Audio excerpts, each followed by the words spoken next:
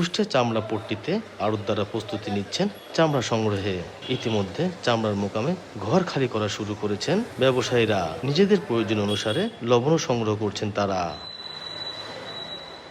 ব্যবসায়ীদের দাবি, ট্যানারি মালিকরা বকেয়া টাকা না দিলে চাহিদা অনুসারে চামড়া সংগ্রহ করতে অসুবিধায় পড়বেন তারা।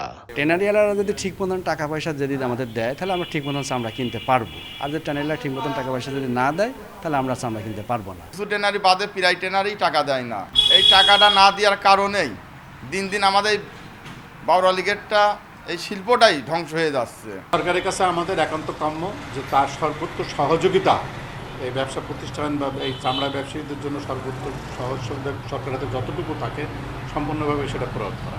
নজর যদি সরকার দেয় আমাদের ওপরে, তাহলে আমরা হয়তো এই চামড়া শিল্পটাকে আরও অনেক দূর আগায় নিয়ে যেতে পারবো। কোম্পানিরা টাকা পয়সা, পুরাতন টাকা পয়সাগুলো আমাদের দিত, তাহলে হয়তো আমরা আবার নতুন করে ব্যবসাটা গুছাই নিয়ে করতে পারতাম।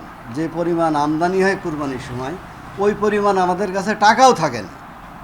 একটাই কারণ, সেটা হচ্ছে ট্যানারি আলারা আমাদেরকে কোনো টাকা পয়সা ঠিক মতো দেয় না। তারপরে হচ্ছে ওই দেখা যাচ্ছে আজকে নিল 6 মাসেও কোনো পেমেন্ট আমরা পাই না। এই অবস্থায় যদি চলে, এই শিল্পটা একসময় ধ্বংস হয়ে যাবে। কুষ্টিয়া চামড়া ব্যবসায়ী সমিতির তথ্য মতে জেলায় প্রায় 200 আড়ত ঈদের চামড়া সংগ্রহ করবে। এস এম রাশেদ, সময় সংবাদ, কুষ্টিয়া।